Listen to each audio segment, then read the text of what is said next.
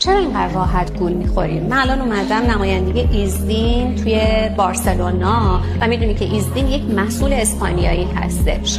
با یورو امروز که هستش 130 تومن، این محصول با قیمت 27 یورو میشه چیزی هولوهوش 3,510,000 تومن.